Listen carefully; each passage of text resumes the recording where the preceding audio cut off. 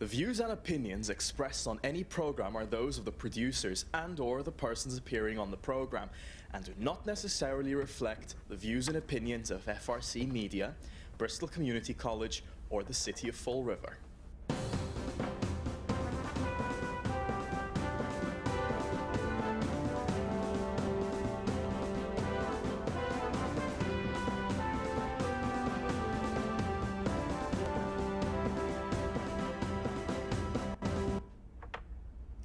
Well, hello and welcome to Spindle City Straight Talk.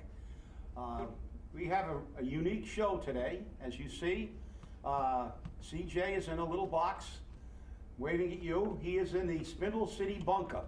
That's a special bunker that we've designed. It's drone-proof, bulletproof, just in the event that we're attacked.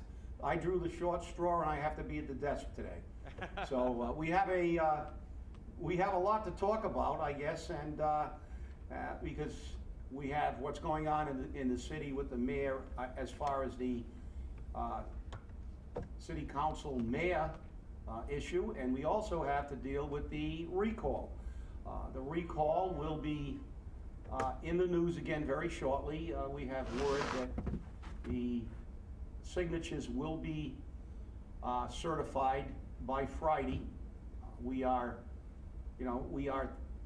looking at that as a target date, and as today is Wednesday, we only have a few more days, and then the fun begins. We're going to see what kind of court challenges the mayor throws in front of the recallers, and he has already said that he is paying for the lawyer to fight the recallers out of his campaign funds, and the decision of whether he's going to use it for his criminal defense, the jury is still out. We have a lot. So CJ, from the bunker, let's weigh in on this. Hidden a million miles away. The first thing is I received a press release. See, even in the bunker we get these things. For immediate release, it comes from the Veterans Agent, Director of Veteran Services, Ray Haig. And it says that there will be an observance of the POW MIA Recognition Day to honor and remember all veterans who are prisoners of war and missing in action. The ceremony will take place at 10 a.m. on Friday, September 19th, in the lobby of the Fall River Government Center. All are welcome to join us as we remember those who have served and to honor those who have made the ultimate sacrifice. Raymond E. Haig, Director of Veteran Services. It's nice to see that city business is still going on as prescribed. But back to the whole recall process. I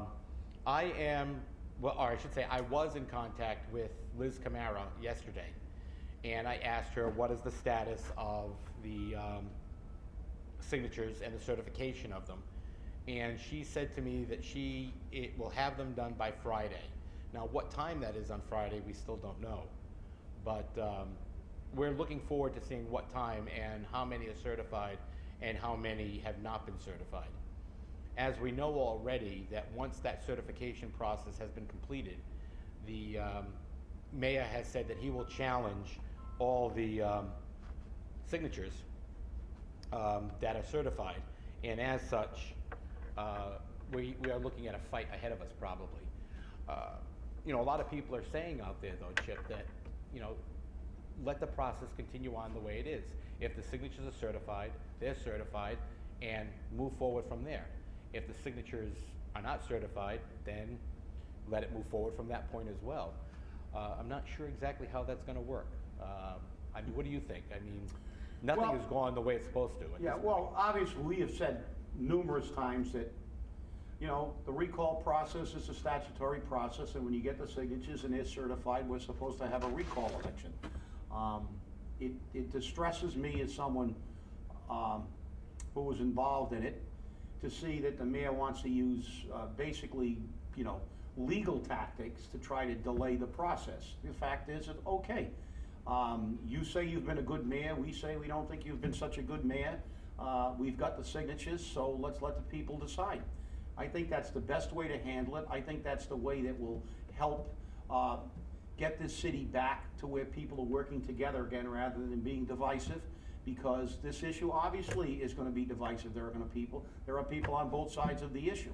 So, you know, I don't think that delaying the process, dragging it out, further separating people on whether we should be fighting over the signatures, and the fact is the law is pretty clear. If the signature is even semi-legible and the address is there, it's supposed to be counted. That's the way the law reads. So I don't understand, you know, I don't understand the necessity to delay it. The fact is, it's a referendum on the mayor.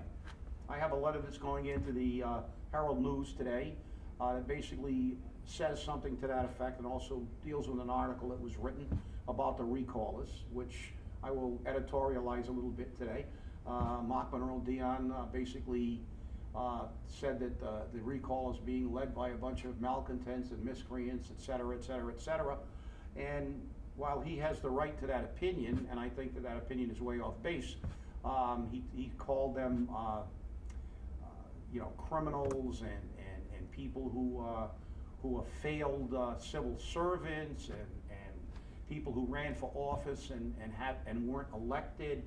So he basically characterized everybody as having, you know, being less than reputable. Well, the fact is, the people who sign a petition come from all walks of life. The group is made up of people from all walks of life.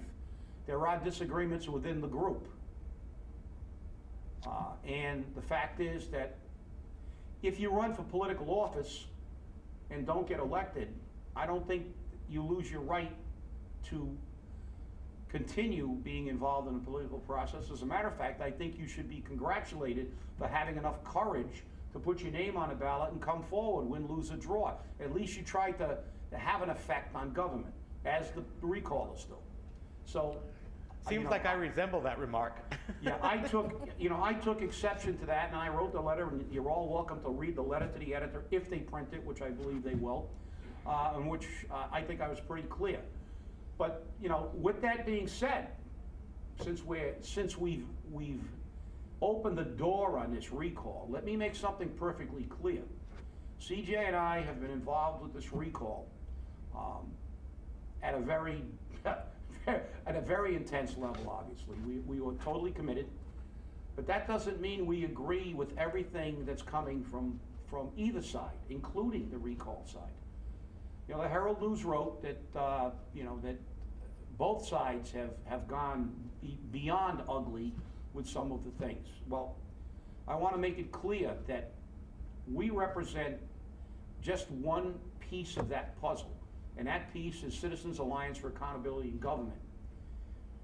We are solely involved with the mayor's record as the mayor. We don't condone and we don't approve of any type of personal attacks, any deviation with personal issues with the mayor about, you know, with individuals that want him recalled and also have a personal issue. We don't believe in mix and match. The recall is simply a referendum on the mayor's performance as mayor.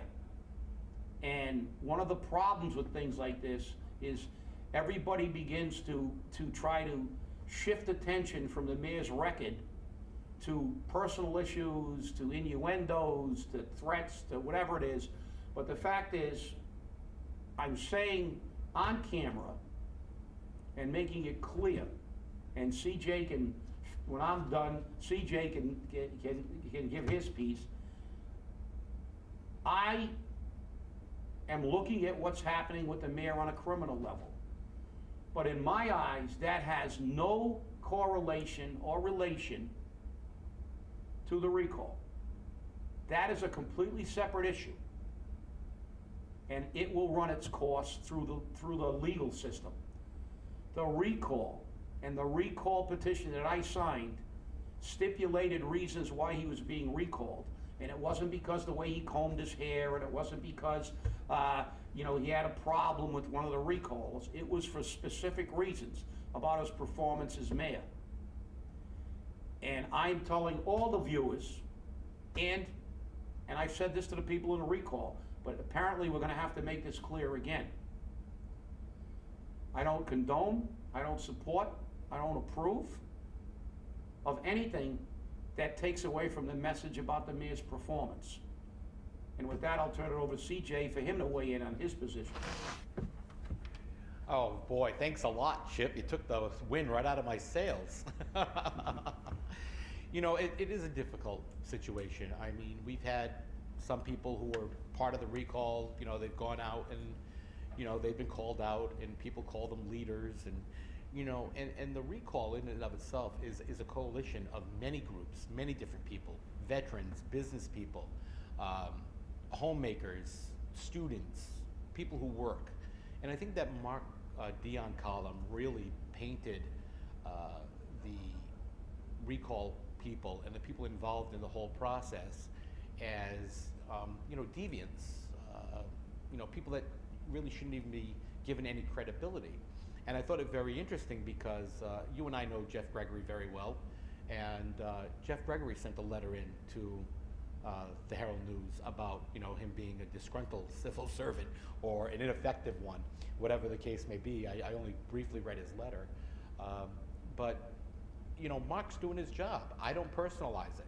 Nobody can personalize it, and on both sides of the fence, people have personalized this.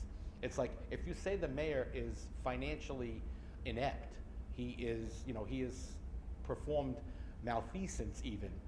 The people who support him turn around and they say, you're wrong, you're no good, blah, blah, blah. They personalize it. It's like it's a personal attack on them. Like I went out and, you know, strangled their children or, you know, kicked their dog or something. I mean, it's getting to be crazy. And I think what's happening right now, because the elections commissioner has been dragging this whole process out for whatever reason, and I'm not saying that she's doing this deliberately, but it seems that the process is taking a little longer than it should. I think people are getting antsy. They're getting very nervous. They don't know what's going to happen. They want information. You and I know this. We get calls from the press every day. You know, they're asking us to appear, to speak on the issue, what's going on, what's going to happen. And it gets to be very confusing as to what happens because people get so many different stories, they're not exactly sure what do they do. So it makes it extremely difficult. And then when you have people who are very much pro-recall, but they're not really part of the, I don't want to call it the inner circle or the army or whatever, but they're kind of like on the outside and they don't want to attach their name to it, but they want to do everything. That makes it more difficult for people because then you get a ton of other opinions and messages that come out. And, you know, the message and the personality we need to focus on is Mayor Flanagan's. That's the personality we need to deal with. We don't need to deal with, you know, John Smith or Ann O'Neill Souza or, you know, Elizabeth Souza or anyone else. We need to focus on the mayor and what the mayor has done. I think that's more important than anything else at this point. You're right, CJ, and with that, as I said, I know Mark Monroe Dion, and I read his columns, and I agree with some and disagree with others. My major complaint with that, and one of the points I made in the letter was that I felt that column basically did exactly what the Herald News condemned both sides for doing. They muddied the water by dealing with personalities. You know, I mean, he said this, you know, yeah, there may be disgruntled civil service employees, but there may be disgruntled employees that support the mayor, too. There are people who ran for office and didn't get elected that support the mayor. There are some who ran for office and did get elected who support the mayor. It's irrelevant.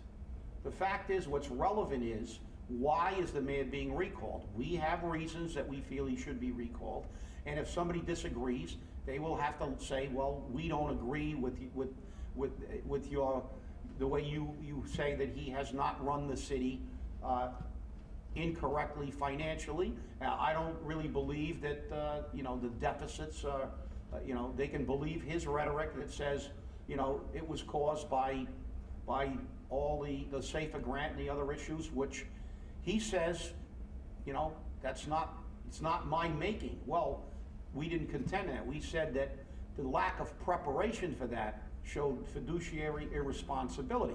We all knew that these things were coming and we failed to prepare.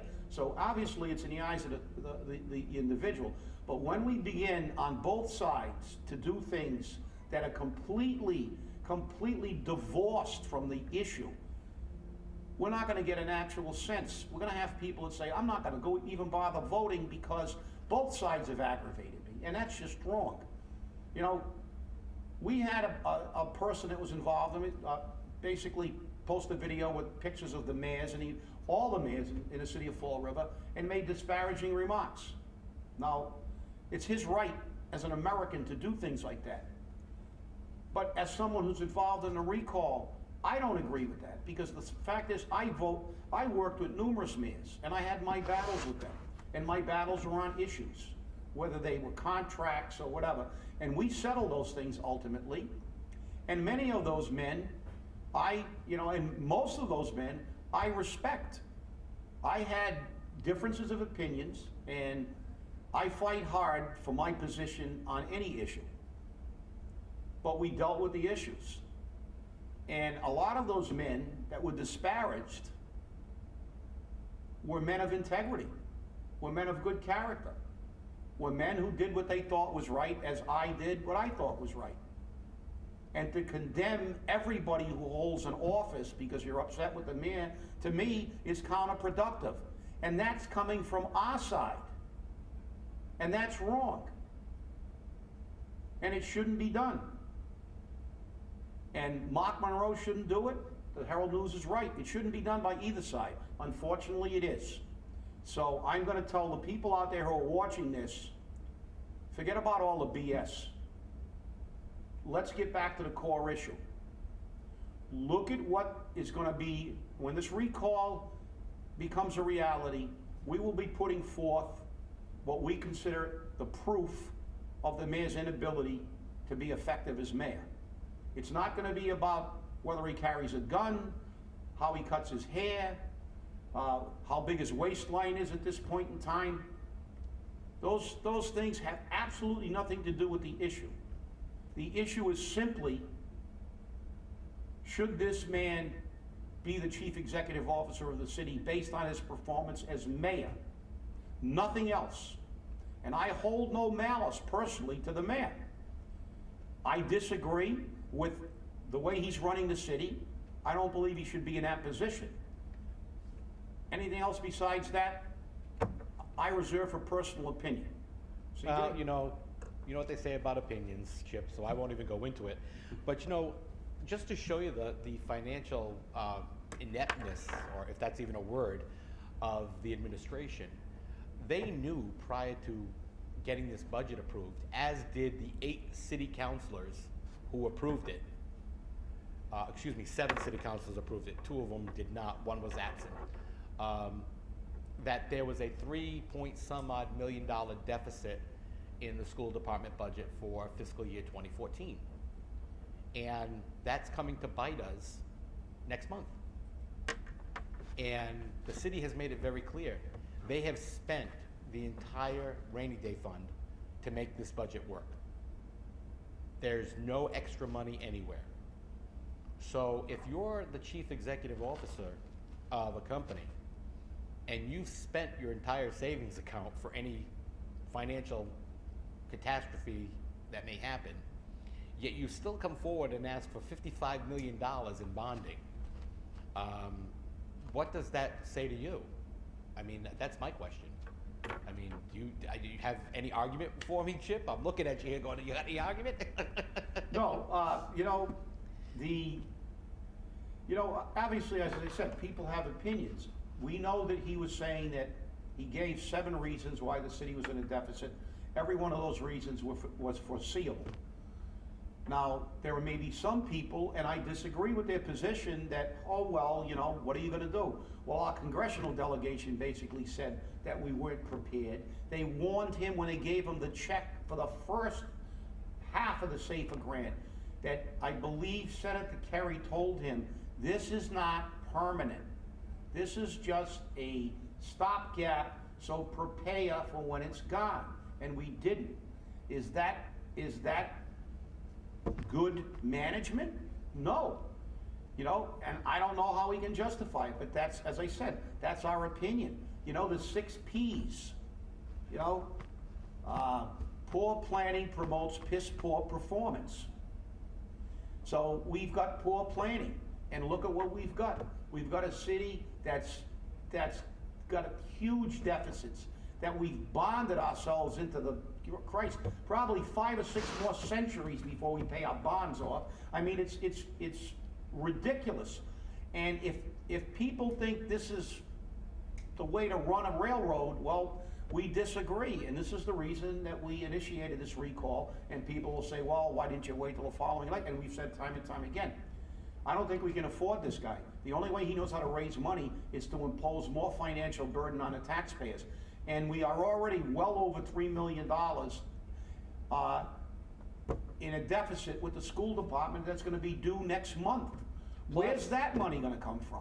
Plus, we have a printing press in the bottom of City Hall. So, yeah. I mean, as we said, we're back actually on the issues again. So, CJ?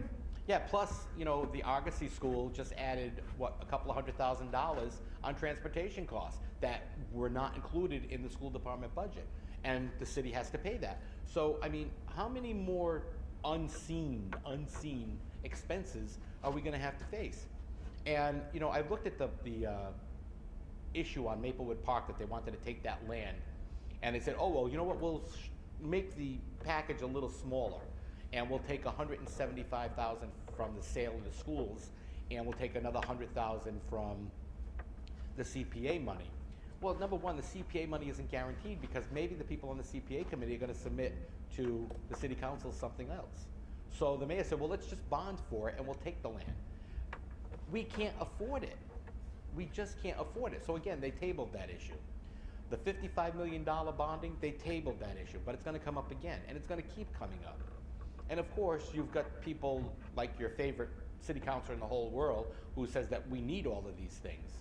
How can we honestly take this by the horns and say, we've got to do this? And the fact that the mayor is looking at criminal investigations, he's looking at a recall. OCPF made a comment to the Herald News that they are not going to comment on open criminal complaints or questions on whether or not the mayor can use his campaign finance money for defense or for defense of the recall. But that's where the money's going to come from. And Reddington doesn't work cheap. He's got like a $100,000 retainer fee that he wants up front. And the other attorneys out of Rhode Island are the same. They want huge chunks of money. Where did the mayor come up with all this money? That's my big question, okay? Because he can't get it from a friend. He has no property to mortgage. You know, did he win the Powerball and nobody told us? People have to ask these questions. Where's the money coming from? And you know my saying. I've lived by this for a long time. You want to find out what's happening? Follow the money. So let's follow it. Well, I believe on the first show, that was the mantra that we said, follow the money, and we're still following the money. But as you said, you know, the issue here is that apparently he runs his campaign war chest and his own finances the way he runs the city. So we have to question these things, because even though they are related in a way, because obviously the way his own financial things are handled reflects on the city. The fact is, let's go back to the pay-as-you-throw issue, okay, which was the catalyst for all this. It was the straw that broke the camel's back. We're paying 3 times to get our trash picked up. First, we pay taxes to support DPW, Department of Community Maintenance will be politically correct with their new name. And there'll always be DPW to me, you know, because I know a lot of those guys, and they're great guys, and they do a great job out there. But the fact is, we're paying them. Then we've bonded for the barrels that we put the trash in. Now we're paying for the bags that we put in the barrels that we paid for to be picked up by the people whose salary we pay. 3 times. And now I have another question. This mayor is working in the best interest of all the citizens of Fall River. Why did the bags start in August? We're still getting host fees. Why are we paying to get rid of our trash now when the landfill is still open and we're receiving host fees? The host fees don't stop until October. Why have we been paying for 2 months already? Why didn't we use that 2 months to educate the public, transition into this program where everybody could understand it, we could say why we really needed it, and when we could be thorough? No, it was because we're broke, we've overspent, and we needed the money.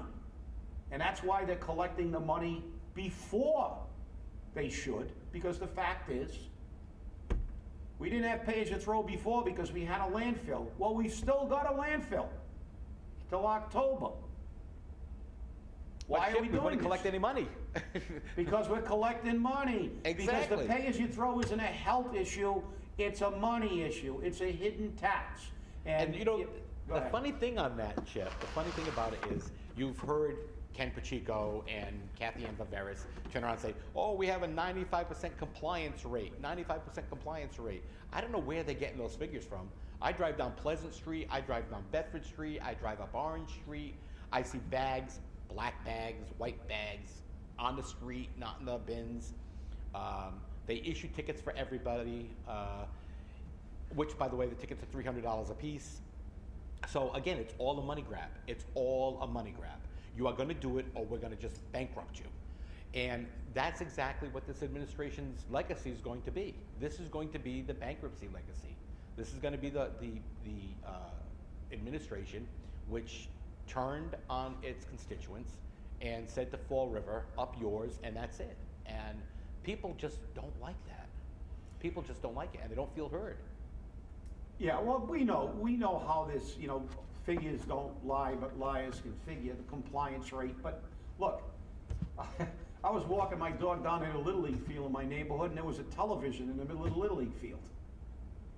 So people aren't dumping. I've seen bags all over the place. Yeah, somebody puts one purple bag in the container and throws 6 different colored bags all over the city. We saw what happened in Worcester. Let's be serious. Right after they said, pay-as-you-throw worked in Worcester, not a week later, there was an article on the front page of the Worcester newspaper showing the debris all over Worcester and what an absolute mess it's become because of pay-as-you-throw. And people are saying that the city looks so much better from it, but I've actually seen the amount of trash increase. And, they came by my house and wrote me a $300 ticket for something somebody dumped on my sidewalk, and it was a bulky item. And I went to Ken Pacheco and I asked him, I said, you're giving me a $300 ticket for a bulky item, and it was put out the day before, trash pickup. That's when it's supposed to go out. He goes, well, did you have the tag on it? I said, I have a private hauler. He says, well, I don't know that. I said, what do you mean you don't know that? I had to call you how many times to pick up my bins? I was the one that spoke clearly about the fact that I have a private hauler, and I named the company. And he goes, well, that's just the way it is. I said, no, it's not just the way it is. I said, plus, it wasn't even mine. Somebody just dumped it there. Oh, well, if you would have called us, we would have picked it up for free. How am I supposed to know that? Well, you're supposed to call my office. There's no education. There's no nothing. You're right. And we'll get into this again on maybe Friday's show, but we've got a few seconds left, so I want to recap something that's very important. Remember what the recall's about. It's about Mayor Flanagan, and has he run this city in your best interest as a taxpayer? Forget about the rhetoric from both sides. Forget about everything except what the recall petition says, that he hasn't done a good job as mayor. And that's why you should go and vote your conscience on the recall. And with that, I'll throw it over to CJ. Now, Chip, I think that's it, and I'd like to thank everyone for watching. You have a great day, and we'll see you next time on Spindle City Straight Talk. Have a great day.